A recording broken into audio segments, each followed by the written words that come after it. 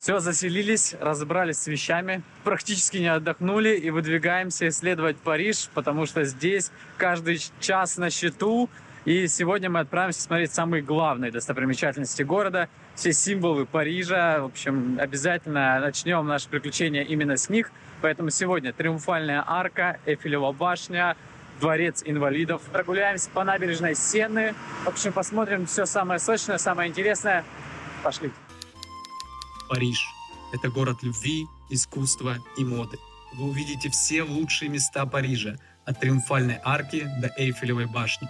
Вы узнаете, почему самый красивый мост города назван в честь русского императора. Мы пройдемся по Елисейским полям, увидим шоу французских мимов и кабаре Мулен Руж. И даже поднимемся на холм Монмартр, где жил и творил Ван Гог, чтобы увидеть лучшую панораму Парижа. А главное, выясним, так ли здесь грязно и дорого, как говорят все. Добро пожаловать в Париж, город любви.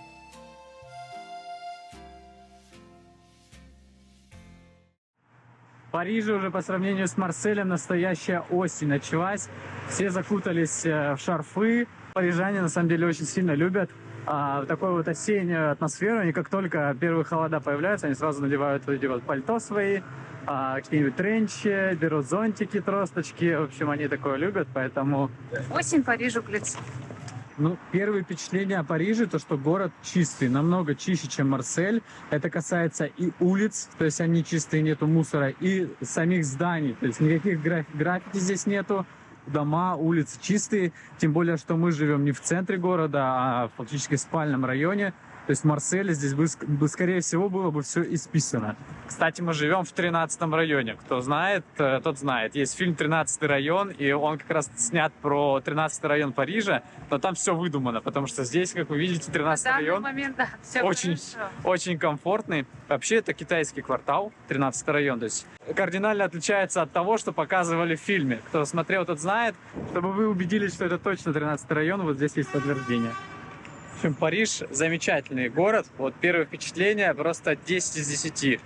Либо нас Марсель настолько занизил нам планку, что мы уже разочаровались во Франции, приехали в Париж и такие, блин, вот она какая, оказывается, Франция. В Париже замечательные улочки. Вот мы в спальном районе находимся, здесь уже вот они, знаменитые парижские крыши, такие темно-серого цвета, их ни с чем не спутать. Потрясающие витрины здесь в Париже. Каждое кафе украшено так, как будто бы сейчас какой-то праздник, не знаю, какой-то праздник весны, Нового года или еще чего-нибудь. Смотрите, вот Жулис, просто кафе, оно так потрясающе выглядит. И метро, посмотрите, какое интересное. В Москве, кстати, такое тоже есть где-то метро одно.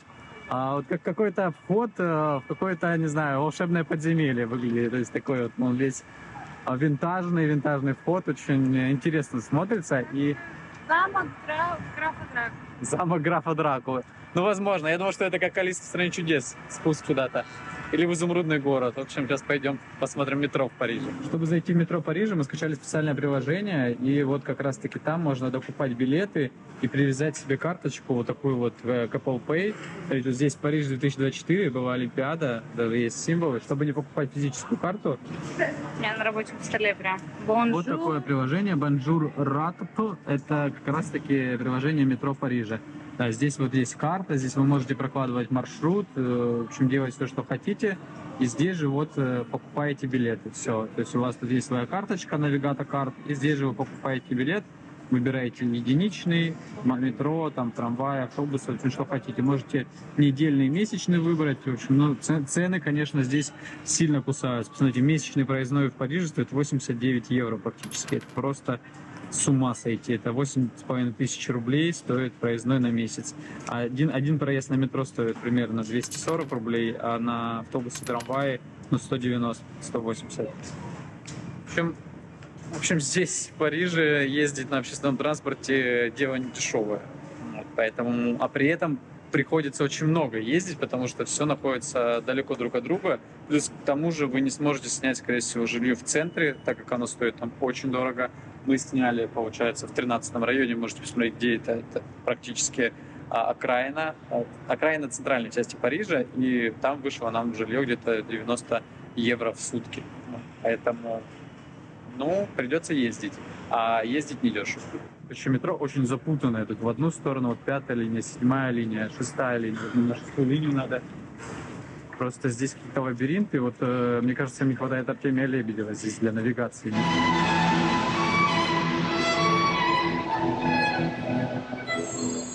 Ну что, мы выбрались из подземелья и добрались до первой основной достопримечательности Парижа. Это Триумфальная арка. И здесь уже прям начинается праздник, посмотрите.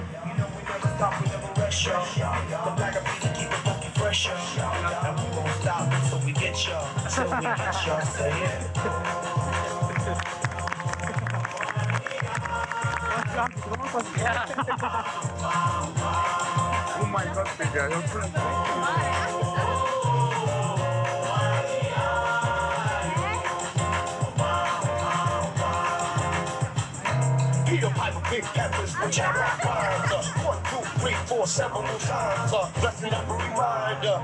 Crossing boundaries like every day. Bobby in the heart of the place. We got tap, K, short time, and the vibe like every day. Yes, yes, y'all. You know we never stop, we never rest, y'all. The bag of beans keep it funky fresh, y'all. And we won't stop until we get y'all, till we get y'all. Say it. Вот они, знаменитые парижские мимы, уже в новой интерпретации, то есть такой в стильном костюмчике. Мы привыкли видеть их в берете, в полосатых водолазках, но вот парень с такой шевелюрой тоже показывает традиционное искусство для Парижа, для Франции. Это вот такие вот миниатюры мимов.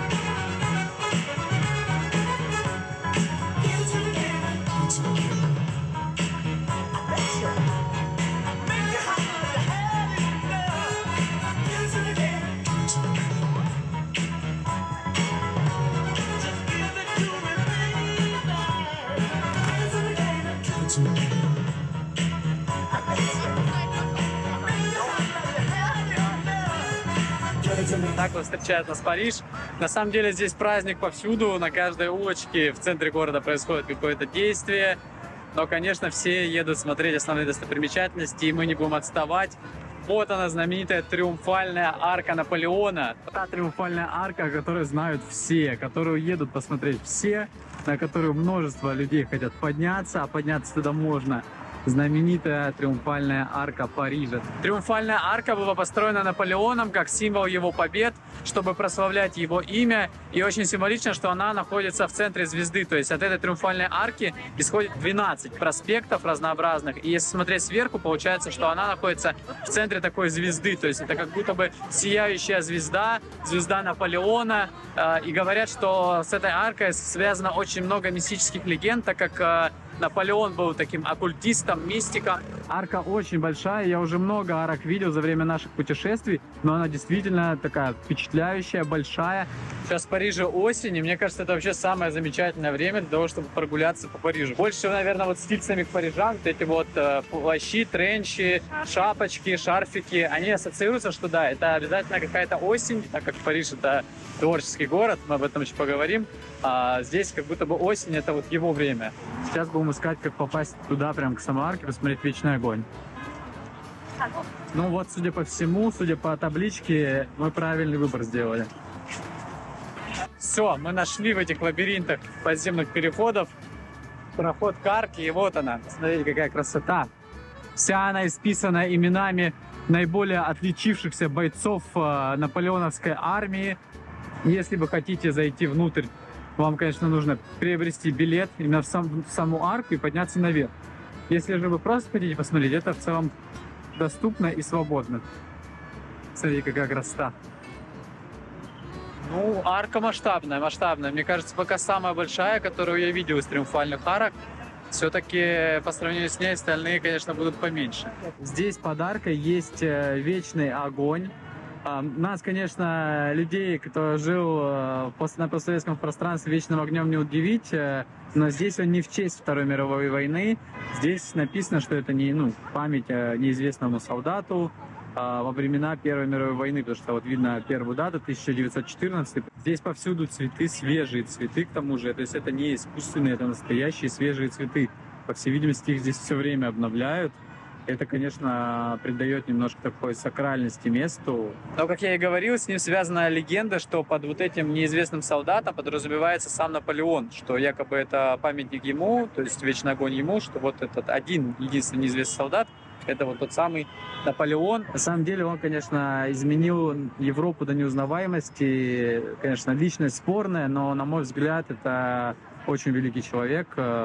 Посмотрите, ребят, мы здесь увидели родные русские слова. Я так понимаю, что здесь перечислены города, которые смогла взять наполеоновская армия. И среди всего мы нашли Полоцк, Смоленск, Красное. Это, наверное, село, может быть, или какой-то город. То есть здесь есть среди этого всего знакомые нам города. То есть сейчас, может быть, где-то еще найдем что-то. Пока что мы увидели несколько знакомых слов. Если кто-то из вас здесь еще что-то найдет, прям отмечайте. Пишите, я сейчас сниму. Что? Струленко. Да, что-то. Остроленко, вот. И все военные парады начинались именно с этой арки. Они проходили под ней и отправлялись вперед по Елисейским полям. Елисейские поля — это не поля, это улица, она так называется. И это самая центральная, самая значимая из всех вот этих 12 улиц, которые окружают Триумфальную арку. Она самая центральная и вообще считается главной артерией города. А еще это сейчас, во всяком случае, главная шопинг-улица города с лучшими бутиками, самыми люксовыми брендами. И, конечно же, следующая наша точка, это, точнее не точка, а следующее наше назначение — это прогулка по этой улице. Глядишь, что-то перепадет на шопинг-улице. Вот как раз на схеме изображена площадь с Триумфальной аркой. Вот она сама арка, и вот эти самые 12 лучей, и вот они, Елисейские поля. Посмотрите, самая широкая улица, то есть все равномерные, все одинаковые практически улицы. И только Елисейские поля — это такой широкий проспект, главная артерия города, и давайте на них посмотрим.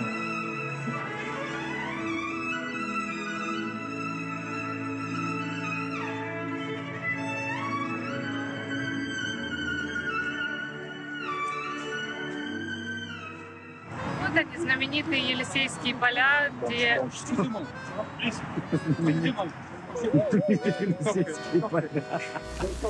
Вот они, знаменитые Елисейские поля. Об этом нам говорят количество бутиков вокруг. И самый известный бутик Луи Виттон, который вы можете видеть у меня за спиной, в виде огромного большого сундука, чемодана Луи. Прям много-много этажей роскоши и люкса. Пожалуйста, все, кто хотят, на эту улицу. В самых интересных магазинах побывайте. И интересно, где там окна, потому что он реально выполнен в виде сундука. Я вообще не понимаю, где там окна. Наверное, сами вот эти символы Луи Виттон и цветочки — это и есть окна, через которые попадает свет. Я не знаю, здесь... И чтобы ты не знал, какое время суток, и чтобы ты там так забродился, Чтобы ты и шопился да, весь день? бесконечно. Но я уж не знаю, у кого хватит на то, чтобы шопиться весь день в Луи Виттоне, но, может быть, у кого-то и хватит. Самый знаменитый — это значит что? Что улица Елисейские поля — это сейчас вообще модная улица города, шопинг-улица. Здесь просто все бренды, которые вы знаете, они находятся здесь. Так, в общем, прогулка по Елисейским полям — это один из обязательных пунктов, который вы должны выполнить, приезжая в Париж. Потому что, особенно если вы хотите пошопиться. Посмотрите, здесь даже флаги у магазинов висят.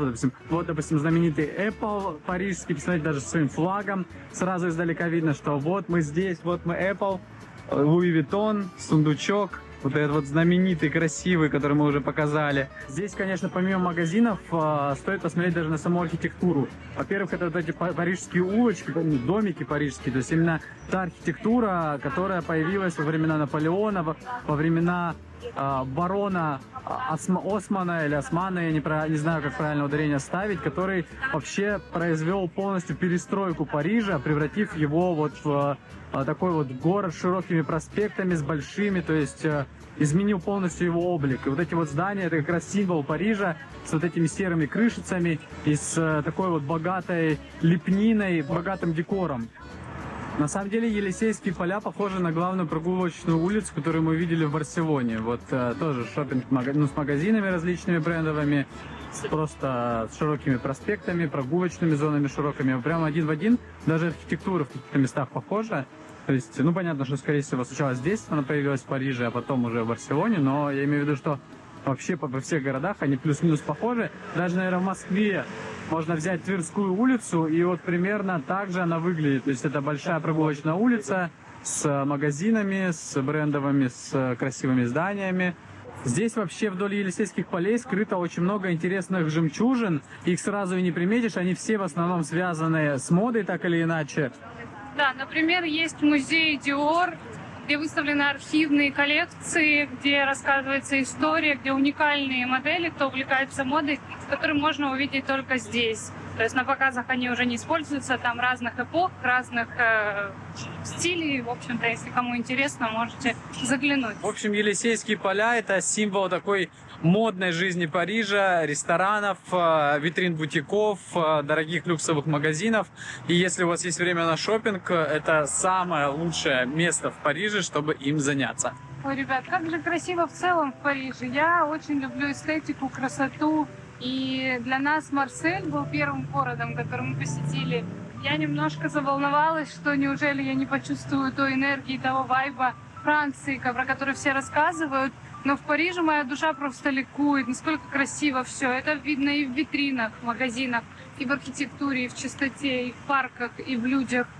Эстетика здесь все пропитано, это просто восторг. Да, это те самые знаменитые жардин, которые мы хотели увидеть в Марселе и немножко разочаровались, потому что были наслышаны о французских парках, об их красоте, но это, наверное, больше имеет отношение именно вот к паркам Парижа. Посмотрите, какая красота. Мы просто зашли в один случайный парк, прогуливаясь по Елисейским полям. Какой здесь фонтан, как здесь все шикарно, помпезно, и что начинает Версальский, по-версальски. Вот это я понимаю, Франция, вот он, настоящий Париж. Какие-то парки, как маленький Петергоф. Просто гуляя по улице, ты попадаешь в такой замечательный парк. Прям душа здесь поет. Наполняется красотой, искусством, любовью. В общем, все про то, про что Париж. Пожить бы тут побольше, но дорого. Дорого, да. Но недорого, а, так сказать, пока не по карману. Вот. Но в идеале, да, я бы, конечно, с удовольствием, если выбирать из тех городов Европы, которые мы посетили, где пожить, наверное, Париж был пока на первом месте по атмосфере. Но прям зимой, когда уже сильные ветра там, да, и более холодно, на юг уезжать, даже не Франции, какой-нибудь, на юг Испании, Италии, скорее. Испании, Да. да. И тогда, наверное, классно. Но если вы любитель искусства, как и мы, то, прогуливаясь по Елисейским полям, нельзя миновать два музея. Во-первых, они очень красивые, и они как близнецы, которые вроде бы одинаковые, но в то же время уже стали разными людьми, с разным внутренним миром. Впереди меня называется Пти-Пале музей. Он выполнен в такой традиционном архитектурном стиле. Посмотрите, во-первых, как красиво. То есть это историческое здание, и купол у него каменный. И внутри этого Пти-Пале хранятся более старые работы. То есть это музей посвящен живописи, которая там Мане, Делакруа, то есть более такой старинной, там 19 века, 18 века. А здесь напротив находится Гранд-Пале. Он тоже выполнен такой вот в исторической архитектуре, но у него стеклянный купол. И вот этот стеклянный купол фактически отображает содержание, потому что этот музей посвящен современному искусству. Там уже хранятся работы современных авторов. И получается, они стоят друг напротив друга и дополняют друг друга в том числе, потому что вы, вот, допустим, сходили, посмотрели историческую живопись, вы просто перешли через дорогу и тут же смотрите современную живопись. Это идеально. И вот посмотрите, вот где вы можете, кроме как в Париже, увидеть, чтобы музей построили таким вот грандиозным, просто монументальным, дворцовом стиле. И напротив еще один построили. То есть их практически одновременно построили. Посмотрите, какая красота. Музеи у них как дворцы. Ты гуляешь по Парижу, и вот это можно сказать, что это, наверное, дворец какого-нибудь императора был. Но нет, это просто музей. И напротив музеев построен, наверное, самый красивый мост в Париже. Посмотрите, его венчают такие вот золотые скульптуры коней с крыльями. Это пегасы, получается, пегасы, и женщина их усмиряет. Это, наверное, там Виктория, то есть победа. Она с такой вот трубой красивой, и она усмиряет пегас. И этот мост связан с Россией, и это самое интересное. Сейчас расскажу. Посмотрите, какой живописный мост. Это, наверное, самый популярный мост для инстаграмных фотографий. Впереди виднеется дворец инвалидов. Да-да, именно дворец инвалидов. Потрясающее здание. Я чуть позже о нем расскажу, а пока давайте расскажу, каким же образом связан этот мост с Россией. Мост назван именем Александра III, российского императора, и был построен так же, как и соседние музеи к Всемирной выставке 1900 года. Дело в том, что мост построен в честь франко-российской дружбы. И получается вот такой вот самый красивый мост Парижа, самый живописный, с потрясающим видом на дворец инвалидов и на Эйфелеву башню. Ребят, мы уже ее видим. Посмотрите, какая красивая, невероятная Эйфелева башня. Мы сегодня туда доберемся. Такой вот живописный мост носит имя русского императора, российского императора Александра III. Дело в том, что этот в целом император является освободителем, он отменил крепостное право, он фактически собой символизирует свободу и прогрессивность Российской империи как раз на рубеже 19 и 20 века. И, наверное, в честь этого всего Александр III удостоился того, чтобы здесь, в Париже, появился мост, названный в его честь. Очень красивое место, в том числе для того, чтобы пофотографироваться. Ну а для русских людей это еще и такое значимое место, потому что фактически демонстрирует то, что Франция и Россия могут дружить. И вот мост Александра III — это идеальное продолжение прогулки по Елисейским полям. То есть вы заканчиваете прогулку именно здесь, выходите на мост Александра III, и это прям отличное продолжение, потому что впереди виднеется дворец инвалидов, куда мы сейчас отправляемся. И к тому же вы можете здесь пофотографироваться и посмотреть, конечно, на сену. Вообще, Не замерз. Мы хотим кушать. Помогите. еще одна интересная достопримечательность, которую, к сожалению, многие пропускают, это дворец инвалидов. Название весьма специфичное. Дело в том, что его в 17 веке построил Людовик XIII для ветеранов своих войн, которые он вел. То есть это фактически такой был символ почести этим ветеранам и награды за их службу. То есть они здесь селились, за ними ухаживали, в том числе и простолюдинов сюда запускали. То есть это большой-большой комплекс, большая территория, где как раз-таки доживали свое время ветераны войн Людовика XIII. Но кроме того, это место интересно еще тем, что здесь покоится сам Наполеон. Его похоронили здесь, во Дворце инвалидов, и его саркофаг, кстати, сделан из камня, который привезли из Карелии. То есть частичка России здесь есть. Сейчас во Дворце инвалидов находится музей армии и кое-какие военные объекты, в том числе Министерство обороны, какие-то объекты, которые находятся под управлением Министерства обороны. То есть это полноценный дворец. Его еще называют хосписом, отелем инвалидов, домом инвалидов. Поэтому, если вы будете здесь, обязательно посетите. Он очень красивый, то есть выполнен прям как будто бы королевский дворец. То есть Людовик XIII не поскупился абсолютно на своих, так сказать, солдат, на ветеранов своих войн. Интересно, что это хоть и является дворцом, но он окружен рвом. То есть здесь такой довольно глубокий ров, наверное, 3 метра глубиной. При этом на территории никакая не крепость, а обычный дворец. Я не знаю, может быть, это элемент вот такой вот военный, специально так, для военных людей им так было привычнее находиться под защитой. Но вот это просто обычный с парком, с красивым парком. Вот чисто французский парк, посмотрите. Такие вот аккуратные стриженные деревья, красивые цветы. И вот возвышается такой вот золотой купол позолоченный. Интересно, что на французском он называется «Отель инвалидов», национальный отель инвалидов. То есть вот, пожалуйста. И прикольно, что изображено: собакам нельзя, велосипедистам нельзя, инвалидам можно. Внутрь Дворца инвалидов можно попасть, но точно не с этой стороны. Вы посмотрите, это реально какая-то неприступная крепость. Здесь, не знаю, был когда-то мост, наверное. Ну, смотрите, это уже какой-то спуск. Здесь был мост. Вот эти раздвижные ворота, это, получается, они открывались. Это были перегородки моста.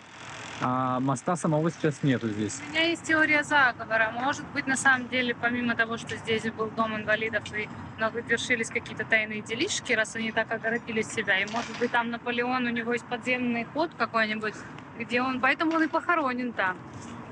Может, он жив до сих пор и находится там. Ну, не настолько теория заговора, что во Ну, времена, какие-то вон когда- масонские символы. Ну, кстати, смотрите, первый раз вижу, чтобы ядра использовали как элемент украшения. Ядра золотой цепью перевязаны. И вообще река Сена — это и есть центр Парижа. Мы привыкли, что центр города что-то сосредоточенное вокруг какой-то площади, но здесь все сосредоточено вдоль реки. И вот как река проходит через центр Парижа, все достопримечательности идут вдоль нее. Это Эйфелева башня, Триумфальная арка, это остров Сиде, это Лувр, все вдоль Сены расположено. Поэтому прогуляться вдоль Сены — это еще один обязательный пункт в чек-листе того, что нужно сделать в Париже. Поэтому прямо сейчас мы отправляемся прогуливаться вдоль Сены. Когда я говорил про осень в Париже, я имел в виду это. Посмотрите, какая красота. Ты прогуливаешься вдоль Сены, Смотришь на вот эти все опавшие листья, на желтые деревья. Кстати, ну, есть еще и зеленые, есть уже пожелтевшие. Это конец сентября. Вполне себе комфортная погода для того, чтобы гулять. Иногда заходить пить кофе с круассанчиком. Кстати, мы тоже должны это сделать. Наверное, тоже еще один пункт в чек-листе. Выпить кофе с круассаном, макнуть его в пенку. Круассан, я имею в виду, пенку кофе, и скушать. Да, на, запишем себе. Ну а пока мы прогуливаемся вдоль набережной Сены.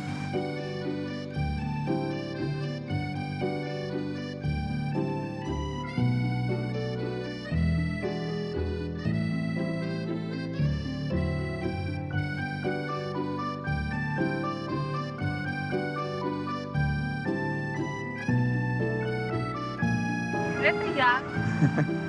Аксолотль. Аксолотль, правильно? Аксолотль, все правильно. Какие здесь необычные животные. Посмотрите, это полузебра, какая-то олень какой-то. Здесь вообще какой-то жук, я так понимаю. Это вообще не глаза? Или это глаза? В общем, что-то непонятно. Невероятно необычные животные здесь изображены. Посмотрите, это вот какой-то попугай, птица. Я таких не видел. Вот таких я видел, и не знаю, как он называется. Называется сайга. Это сайга. Возможно, самая древняя, возможно. Еще называется как-то Бек-эн-Сабот. Это оригинальная стела из Египта, обелиск точнее. Это оригинальный обелиск. Здесь даже, смотрите, изображена схема, как его перевозили, что ли. Нет, как его устанавливали. Смотрите, как устанавливали. Это, я думаю, во времена еще как раз египтян. То есть как вообще происходила установка обелисков. Какие сложные приспособления использовали египтяне, чтобы поднять обелиск. А они, кстати, делались из цельного куска гранита. То есть, смотрите, это все делалось из цельного куска гранита, а вершина его увенчана золотым треугольником, золотой пирамидой получается. То есть золотая пирамида венчает его наверху. Ровно так же, как золотая пирамида должна была венчать и пирамиды известные, египетские. И вот как раз здесь изобразили, как же такой вот монумент устанавливали древние египтяне. В общем, очень интересно. По всей видимости, он просто в Лувр не поместился, и его поставили на площади. То есть это оригинальный монумент. И здесь буквально за ним начинается парк Лувра. Вот уже через реку Сену виднеется прекраснейший музей Орсей. Это второй, наверное, по значимости, а может быть даже и первый по значимости музей после Лувра. Как минимум, это первый по значимости художественный музей в Париже, музей Орсей. Раньше вообще это был железнодорожный вокзал, и вот эта вот крыша когда-то, она либо обрушилась, либо ее просто сами заменили. В 1900 году здесь поставили стеклянный купол, и это очень точно подчеркнуло назначение музея, а именно выставку импрессионистов и постимпрессионистов. И таким образом сюда лучше приходить в полдень, когда солнце падает через стеклянный купол и освещает весь музей, фактически вот показывая, демонстрируя всем посетителям, для чего этот музей создан, для каких картин, а именно для картин, которые пытались передавать красоту света. Очень красивый музей с видом на Сену, по нему можно прогуляться, вверху есть прогулочная площадка для желающих. Если у вас есть время, обязательно туда сходите. Мы выбрали для посещения Лувр, у нас нет времени на Орсей музей, а пока что перейдем через Сену, уже по другому мосту, а отправимся к самой знаменитой точке Парижа, это Эйфелева башня.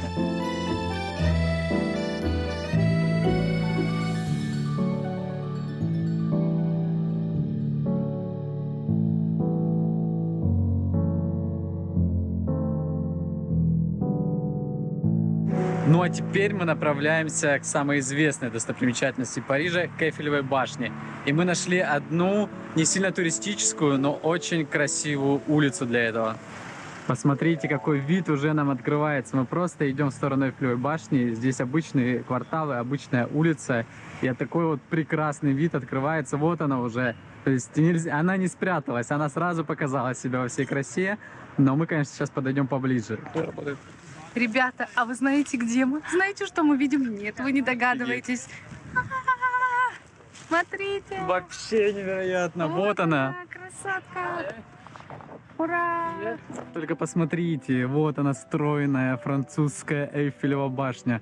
Одна из икон Парижа. Вообще, это икона Парижа. Вот Париж, без нее не Париж. Мне кажется, все, вот это уже на века. на века, без Эйфелевой башни, Париж не Париж. Удивительно, что она построена была только в конце 19 века, 1880 какие-то года.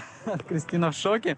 К выставке всемирной, что-то по типу, наверное, Экспо. Знаете, сейчас проходят ежегодные выставки Экспо. Вот к такой выставке была построена она. Изначально вообще ее считали уродливой, что, типа, когда на самой выставке сказали, что за фигня, зачем вы это нам принесли, что это такое, это, по-моему, радиовышка, типа, была новая в такой конструкции, типа, экспериментальной, и сказали, типа, зачем? А теперь, спустя всего лишь, получается, меньше 200 лет, теперь это уже символ Парижа. Все новое всегда принято отрицать. Так же было и в то время, соответственно. Но сейчас это брутальное кружево просто поражает своей красотой. То есть вроде бы монументальный, металлический такое большое сооружение, но в то же время настолько много мелких деталей, кружево просто развиваются по всей длине. Красота. Это просто неотразимая красота. Невероятно красивая башня. Такая вся подсвеченная уже немножко, где-то фонарики.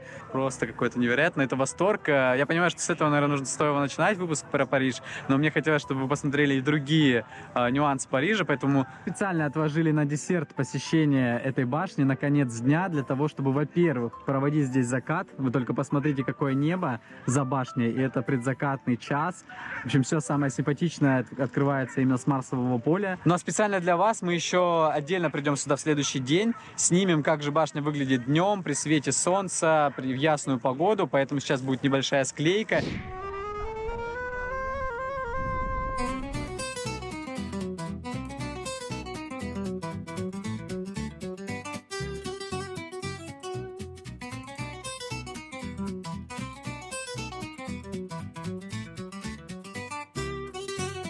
Многие открывают для себя Эйфелеву башню и получают первые впечатления вот со смотровой площадки, которая находится напротив. Мы же решили начать с Марсовых полей. Мне кажется, это более атмосферное место, потому что здесь все разбивают пикник, отдыхают, то есть смотрят просто на Эйфелеву башню. Здесь даже самые местные приходят, парижане, просто располагаются, слушают музыку, читают книжки и с видом на Эйфелеву башню. Вот, допустим, девушка сидит и просто там чатится, музыку слушает и наслаждается видом.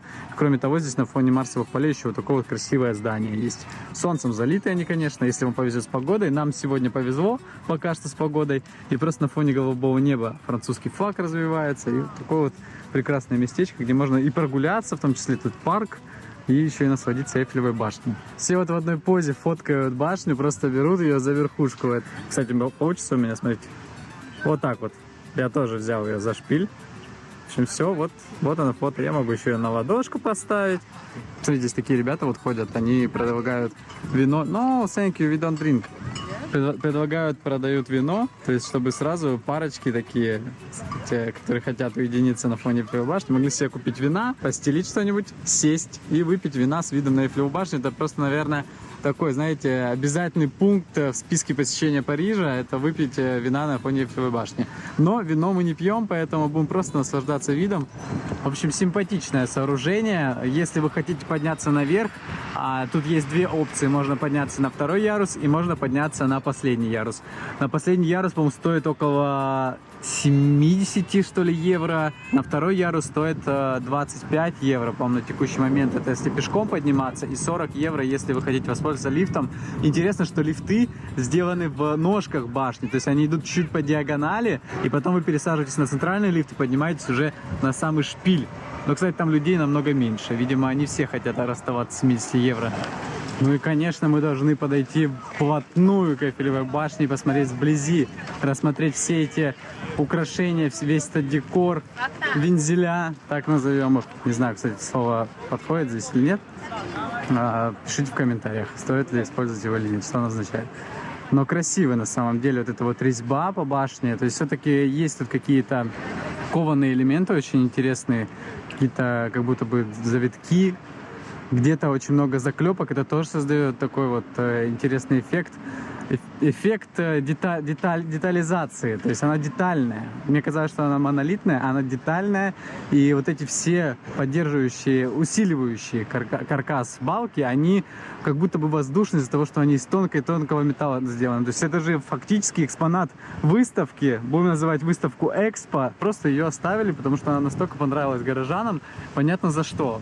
Она вообще не кажется тяжелой, она кажется легкой, довольно легкой конструкцией, хотя можно представить, сколько же она на самом деле весит. 1000 тонн, наверное. Та-дам! Ну что, мы вернулись в сегодняшний день. Я надеюсь, нам удалось снять контент в солнечную погоду, потому что сейчас пошел дождь, но мы ждем. Мы запаслись зонтиком, и еще у Кристины такой вот прекрасный берет, который мы купили недавно. И мы ждем, когда включат подсветку башни. Точнее, ее уже включили, но это еще не финальная подсветка. Но пока давайте посмотрим, что уже есть. Какая красота уже. Посмотрите, ее зажгли, эту башню, она уже светится. Невероятно. Поэтому обязательно вернитесь сюда еще раз вечером на закате и дождитесь включения. Ровно в 8 часов вечера, во всяком случае сейчас, в сентябре. С минуты на минуту это произойдет. Никогда нет точного времени, нужно сидеть и ждать. И вот-вот уже скоро. Давайте вместе посмотрим.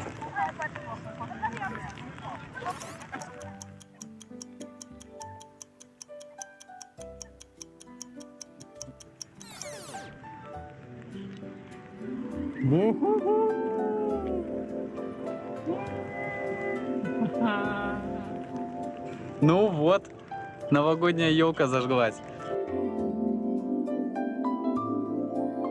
Офигеть, всего 5 минут она так горит. Всего лишь 5 минут, поэтому не пропустите, обязательно не пропустите. Друзья, это просто какое-то волшебство. Мы этого момента ждали как Нового года, как боя курантов, и это того стоило. Невероятное событие, очень важное, очень такое эмоциональное, да.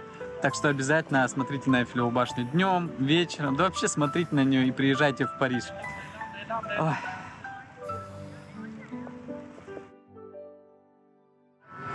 Сегодняшний день мы посвятим творческой интеллигенции Парижа, потому что все знают, что Париж — это мировой центр искусства, культуры, и как раз-таки здесь концентрация музеев, концентрация различных творцов, художников, артистов очень высокая. Например, сзади меня находится одна из самых известных опер в мире. Посмотрите, какая красивая опера. Она выполнена в стиле второго ампира. Его еще называют наполеоновским стилем. Это так с шиком, с роскошью. На самом деле в Петербурге очень многие здания выполнены именно в этом стиле. Она очень такая помпезная. Фактически она ее строительство символизировало преобразование, которое Наполеон предпринял, когда перестраивал город, весь Париж. То есть вот такое вот помпезное, все красивое, все... ну, в общем, с роскошью, с размахом, как говорится. И вот именно такая цель и была модернизации Парижа, которую сделал Наполеон. Но это слишком помпезное искусство, я считаю. То есть это такая уже вершина, знаете, когда элитарное искусство. Мы же отправимся туда, где рождается искусство, где оно более атмосферное, более аутентичное. Район Монмарт — это самое сердце творческого Парижа. Ну, конечно, дорога на Монмарт пролегает по таким вот живописным парижским улочкам. Ходишь, наслаждаешься. Вообще очень чистый город, во-первых. Это уже подмечаем который раз. Очень чисто по сравнению с Марселем, вообще небо и земля. Вот. И приятно здесь гулять.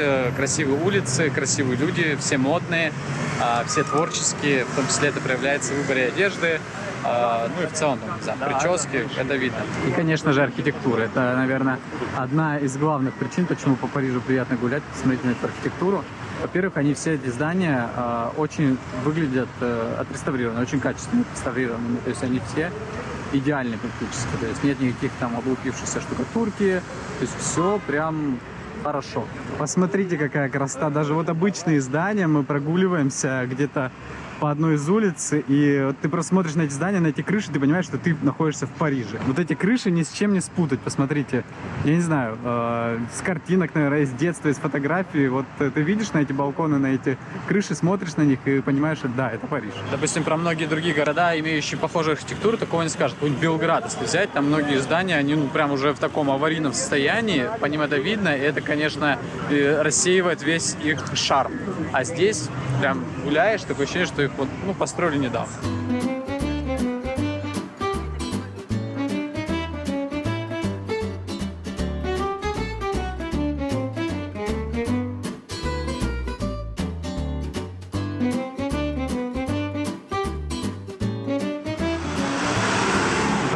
какая красота. Кто-то сидит, отдыхает в кафешечке, кушает багеты, не знаю, круассаны. Кто-то прогуливается, пробежкой занимается. Очень уютный город, очень спокойный. Здесь сразу спокойная атмосфера. Мы уже сколько районов посмотрели, мы везде приезжаем. И даже где мы живем, а мы живем не в центре, спокойно идешь по улице и чувствуется от людей спокойствие, да, какое-то. Вот именно того, чего не хватало. В Марселе этого не чувствуется. В Марселе как будто бы все время в воздухе не витает какой-то там такой, знаешь, напряг. Напряга, опасность, как будто бы сегодня что-то... такое, все на чеку. Хорошо, здесь очень такой легко дышится. 20 минут пешочком от оперы Гарнье, и мы уже приближаемся к холму Монмарт. Это именно холм. Монмарт — это самый высокий из холмов Парижа. Отсюда открываются потрясающие панорамные виды на весь город. Я надеюсь, что нам удастся их увидеть и заснять. Но кроме того, здесь на Монмарте еще популярно кабаре. И самое известное кабаре находится прямо перед входом на холм Монмарт. Посмотрите, какая красота. Думаю, вы все знаете это название. По количеству людей можно понять, насколько оно известное. Это кабаре Мулен Руж. Посмотрите. Смотрите на эту красоту. Ветряная мельница. Вообще Монмарт славит своими мельницами. И вот он, Мулен Руж, самый знаменитый. Все вы его знаете. Если кто хочет кабаре, можно туда сходить. Стоит это от 10 евро, начиная. Это если без включенного ужина, но обычно в кабаре включают весь ужин. То есть это полный пакет. Стоит это около 30 евро обычно, если включен сет меню. То есть не дешево, но тем, кто любит что-то подобное, обязательно нужно сюда прийти. Мулен Руж — это однозначно самое известное кабаре Парижа, а может быть и самое известное кабаре вообще в мире. Кстати, оно не самое дорогое, но таких кабаре здесь наберется, наверное, не один десяток, с разным ценником, с разным количеством услуг, включенных в пакет. Но Мулен Руж, конечно, вы никогда не забудете и ни с чем не спутаете, потому что входная зона, она невероятно красивая. Это очень старое кабаре. Мулен Руж был основан где-то в конце 19 века, именно как кабаре, и с тех пор функционировало. То есть многие известные писатели, художники, которые жили на Монмарте, посещали это кабаре. Это такое было злачное место, где все любили провести один или пару вечеров, посмотреть танцы, пообщаться, перекинуться, наверное, какими-то творческими мыслями. В общем, интересно. А теперь давайте отправимся и посмотрим, где жили же эти художники, которые посещали Мулен Руж. Вот начинается подъем на гору Монмарт. Здесь уже запрещен проезд транспорта. Это пешеходная улица и туристическая. Видно по обилию сувенирных лавочек. Как я и говорил, Монмарт — это одно, наверное, из 3 основных мест, которые нужно посетить в Париже. Эйфелеву башню, Лувр и Монмарт. Это вот 3 точки, вокруг которых можно еще посмотреть достопримечательности. Это такие, знаете, эпицентры всех событий здесь в Париже, такие локальные райончики. То есть район вокруг Эйфелевой башни, район вокруг Лувра и вот район вокруг Монмарт. И сам Монмарт, конечно.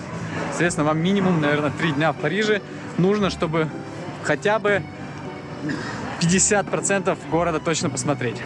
Понятно, что есть еще Версаль, есть еще пригороды, очень много всего можно смотреть, но здесь дорого жить в долгую, это точно. Все здесь кушают в кофейнях, в основном в пекарнях, вообще славят своими пекарнями Франции, думаю, вы знаете.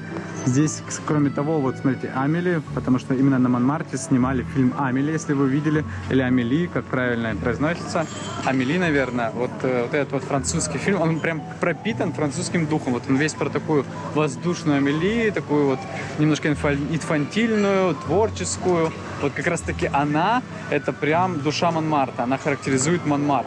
C'est parti. Là, on croise la veuve du tambour de la fanfare. Elle porte la vareuse de son mari depuis qu'il est mort. Attention, hop. Tiens, l'enseigne de la boucherie Chevaline a perdu une oreille. Ce rire, c'est celui du mari de la fleuriste. Il a des petites rides de malice au coin des yeux. Oh, dans la vitrine de la pâtisserie, il y a des sucettes Pierrot Gourmand. Vous sentez ce parfum? C'est Pépone qui fait goûter ses melons aux clients. Allez, allez, goûtez mon melon. Пока это просто такое туристическое местечко, много людей, все гуляют, кушают, тут лавочки, магазинчики, кэнди-шопы различные, то есть. Но мы направляемся в одно конкретное место, это дом, где жил Ван Гог. То есть какое-то время своей жизни он проживал здесь на Монмарте вместе с другими художниками. То есть у них такое комьюнити здесь было. И как раз-таки вот квартиру, где он жил, она здесь сохранилась. Надеюсь, оригинально. Вот, ребята, смотрите, мы нашли эти знаменитые апартаменты. Здесь 2 года своей жизни провел Винсент Ван Гог. Вот даже табличка, что с 886 по 888 здесь в свое время провел Винсент Ван Гог. Примерно в то же время было основано кабаре Мулен Руж, и примерно в то же время Монмарт как раз и стал творческим прибежищем художников. Винсент Ван Гог с другими своими собратьями по искусству, он как раз стоял у истоков возникновения вот такого вот творческого района. То есть они здесь поселились, они начали здесь творить, сюда начали приезжать другие художники, и вот оттуда все постепенно пошло, и теперь это центр искусства Парижа. Все на велосипедах ездят, в общем, такая атмосфера здесь легкая, и вот кафе украшенное зеленью, в общем, красиво, все уютненько, практически нет автомобилей, и по сравнению с теми улицами, которые мы видели до этого, здесь прям такие узенькие, уютные улочки, похожи на старый город. И этому есть причина, потому что Монмарт вообще это очень старый город. Здесь было римское поселение. Впоследствии, естественно, при росте Парижа эта территория тоже зашла, в состав города вошла. И сейчас здесь находится самая высокая точка Парижа, как я и сказал. Самые лучшие панорамные виды открываются. Красивый райончик, красивые здания здесь, ухоженный. Единственный минус, что приходится постоянно в гору идти. Просто вверх, вверх, вверх. Мне кажется, мы уже скоро... Идем на самую высокую точку Парижа. Конечно же, мы будем да. вверх. А потом будет легче, мы будем идти вниз. Да, всегда за подъемом следует спуск. Я себе это напоминаю, когда поднимаюсь вверх. Вот как интересно уже падает солнце красиво на вот эти балкончики. Тоже вот парижские балкончики с какими-то горшочками, с какими-то цветочками. Все что-то высажено. Здесь же живут люди. Вот у кого-то висит пододеяльник, одеяло, не знаю, сушится. А у кого-то, у всех практически на балконе стоят какие-то цветочки. То есть все занимаются таким мини-садоводством. Поднимались и нашли ту самую знаменитую, самую старую мельницу вообще, по-моему, в мире даже. Одну из самых старых, 14 века, но точно самая старая в Париже. Это оригинальная мельница. То есть здесь на Монмарте раньше были там мукомольни, получается, пекарни. И вот посмотрите, какая интересная мельница. Отличается от того, что мы видели Мулен Руж, потому что там новодел, а здесь вот оригинал. Интересно, что здесь тоже сделали ресторан какой-то. То есть это просто на территории ресторана находится мельница. Ну, такое вот знаковое место. 14 век. Хорошо сохранилось. Берегут. Вау, ребят, вот уже, посмотрите, виднеется панорама Парижа. Прямо мы уже на вершине находимся, что уже видно прям город. То есть еще немножко поднимемся, и будет прям панорама. Но уже виднеются купола соборов каких-то. Судя по всему, это дом инвалидов как раз-таки. С золотым куполом с таким. Вот такие вот прелестные панорамы уже открываются. Когда-нибудь эти подъемы закончатся, но не точно. Мы все время идем наверх. Но мы идем туда, где самая большая концентрация художников, уличных художников. Потому что, как я и сказал, Монмарт до сих пор является таким вот магнитом для творцов. И мы как раз идем на площадь, где они собираются. Надеюсь, нам удастся застать их. Ну вот мы приближаемся уже к центральной площади, и сразу видно ажиотаж. Все туристы уже здесь. Посмотрите, здесь уже продают какие-то произведения. Вот Ван Гог, Мане, Ван Гог. Можно купить себе, ну понятно, не оригинал, конечно, Пикассо. Вот она, даже башня, которую мы видели, тоже оттуда. Здесь постеры различные, в общем, уже начинается искусство, уже творят люди. Конечно, здесь кафе много, это все для туристов сделано. Очень стильные, мне нравится их дизайн и их витрин. Смотрите, какая красота. То же самое, верхняя точка, и вы можете здесь сесть в кафе и прямо вот провожать закат. Смотрите, какая красота, какие красивые здесь кафе, официанты, все розовенькое, все расписано. Я думаю, тоже, кстати, теми же самыми художниками, которые здесь проживают на Монмарте. В общем, очень уютно и вкусно пахнет здесь. Кондитерская мельница с этими макаронами. Можно купить себе. Ой, ну вот он и Монмарт, посмотрите. Это вот самая песня.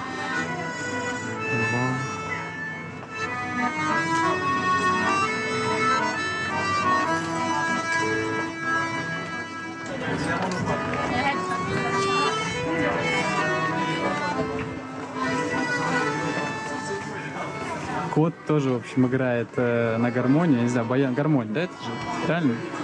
В общем, на гармонии. Тоже играет кот, полноправный участник концерта. В общем, уже начинается атмосфера, уже немножко огоньки зажигаются, через час заходит солнце. И вот здесь, конечно, преобразится район, как и любой другой район Парижа. Париж, как и Москву, знаете, нужно увидеть и днем, и ночью. Каждый из районов нужно и днем, и ночью увидеть. Поэтому, я же говорю, один день на один район. То есть вы гуляете днем, потом там же гуляете ночью. Два разных ощущения. Здесь же кто-то продолжает писать карикатуры. Кстати, при желании на вас могут написать карикатуру. Вообще Франция известна своими карикатурами. Есть даже у них журнал всеми известный, который рисует карикатуры. И здесь многие художники собираются, рисуют карикатуры. И вот та самая площадь Тёртер, она как раз и знаменита тем, что здесь в основном собираются художники. Посмотрите. Уже, конечно, к закату многие из них уходят, но кто-то до сих пор продолжает выставлять свои работы. Их можно приобрести. Смотрите, какие красивые виды Парижа. Просто красота. Понятно, что это уже туристическим аттракционом стало, но все равно это традиция. Они продолжают традицию тех предков, там, Ван Гога, Пикассо, основателей, можно так сказать. Традицию основателей Монмарта, основателей именно как творческого сердца Парижа. Вы можете здесь себе вино заказать и прям попивать его с видом на художника работающего. Знаете, как можно смотреть на огонь, воду и как кто-то работает. Вот как, допустим, художник работает, можно смотреть, смотрите, насколько качественно рисует он портрет девушки. Очень качественно, посмотрите. Мастерство сразу видно. То есть сколько там минут ей нужно посидеть, минут 40, наверное, час она посидит, и у нее будет прям портрет из-под руки художника. Он не работает, он творит искусство. Да. Здесь никто не работает. Здесь никто не работает. Ой-ой-ой, картины попадают, да, и аккуратненько. Смотрите, как красота. Тут и карикатуры кто-то рисует прям очень правдоподобные, так сказать, натуральные портреты. Вот, допустим, очень парень хорошо рисует, пририсовывает девушку. Сначала девушку нарисовал, а потом парня сейчас рисует и будет пририсовывать. Очень. В общем, здесь за 10-15 евро вас могут нарисовать. Не очень дорого. Я считаю, что за такую работу это достойная цена. Либо вы можете купить какую-то готовую уже картину с изображениями того же самого Монмарта или других каких-то достопримечательностей Парижа. Приходите днем, потому что вот мы к закату уже приходим, многие собираются, но все равно можно еще найти. Кто-то творит искусство. Смотрите, какие красивые картины. Такая красота. Очень красиво сделано все. Есть свой стиль у мужчины. Прям красиво. Среди коммерческих художников, которые вот просто всем рисуют картины, есть, конечно, ребята, которые, видимо, живут этим делом или выживают. Я уж не знаю, как у художников. Есть портретисты, которые, да, для них это уже на конвейер стало. А есть творцы, которые пишут только то, что им нравится, и только это и продают, и пытаются на этом жить, выживать. Да. Правильно? Так что здесь есть еще настоящие художники. Еще остался порох в пороховницах Монмарта. Смотрите, какие здесь витрины. Какие здесь десертные. 1927 год.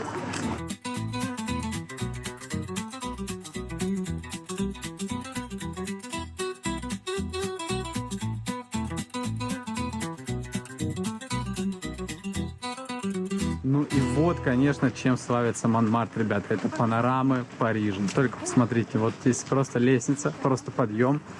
Посмотрите, что здесь видно. Просто невероятно. Вау! Вот зачем подниматься на Монмарт. Это для того, чтобы не для того, чтобы спускаться потом, вот, а для того, чтобы увидеть панораму Парижа. Невероятно. Просто гуляешь по району, и тебе открывается вид на весь Париж. Можешь себе наметить места, которые ты хочешь посетить. Кстати, я даже не знал, что в Париже есть такие высокие здания. Посмотрите, небоскреб полноценный. Очень большое здание. Но в основном это такая низкоэтажная застройка. И, конечно, мы добрались до самого сердца самого района Монмарт. Это базилика Сакрé-Кёр. Сейчас про нее расскажу и получше покажу. Та-дам! Вот, конечно, и видно саму башню. Ну, вы поняли, какую башню видно. Смотрите, какая красота. Закатное солнце, панорама Парижа, и вот она, Эйфелева башня, возвышается.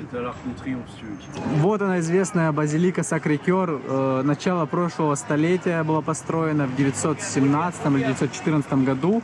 Очень большое, красивое сооружение. Интересно, что она выполнена из специального камня, который здесь неподалеку добывался, и который при контакте с водой выделяет кальцит и таким образом самоочищается. То есть он остается светлым. Вход в нее абсолютно бесплатный. Кроме того, можно подняться еще и на наверх на купол, и оттуда откроется самый лучший вид, который вы только можете найти вообще в Париже. Я не понимаю прикола покупать подъем на Эйфелеву башню, чтобы посмотреть панораму Парижа, потому что саму Эйфелеву башню вы оттуда не увидите. А это, по-моему, самый символ города, самый символичный символ города.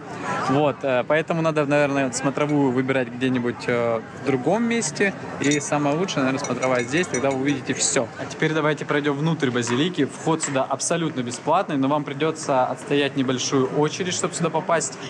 Смотрите, какая красота внутри. Просто какой-то красиво. Красиво, красиво. Витражи красивые. Тоже опять алтарная часть в основном украшена, но вот витражи, очень красивые витражи. Вот мне больше всего понравились. Сердце туристического района. Вход абсолютно бесплатный.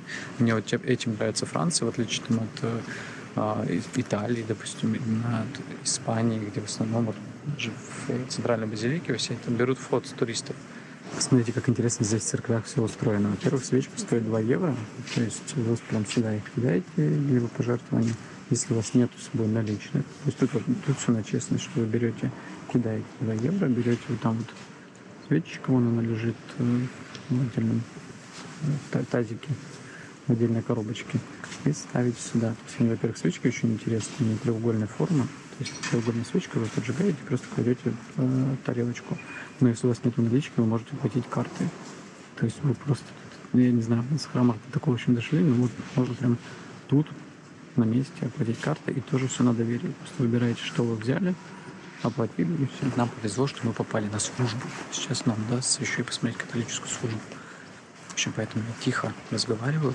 Сейчас поснимаю вам службу, покажу вообще, как процессия здесь проходит.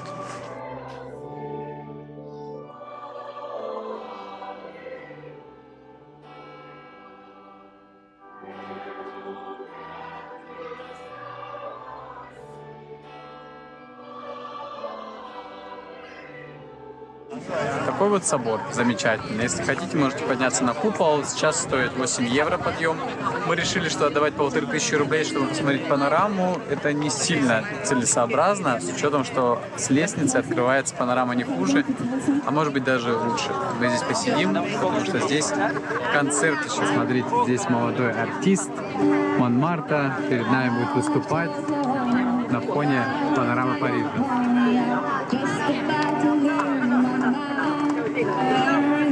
Maybe on to California, where the people are so fine. My baby said I was crazy, and my mama called me lazy. I was gonna show him all the style, because you know I ain't no fool. Переходите в наши соцсети. Там мы публикуем всю актуальную информацию, необычные ситуации, лайфхаки и много полезного контента о наших путешествиях в режиме реального времени. Подписывайтесь.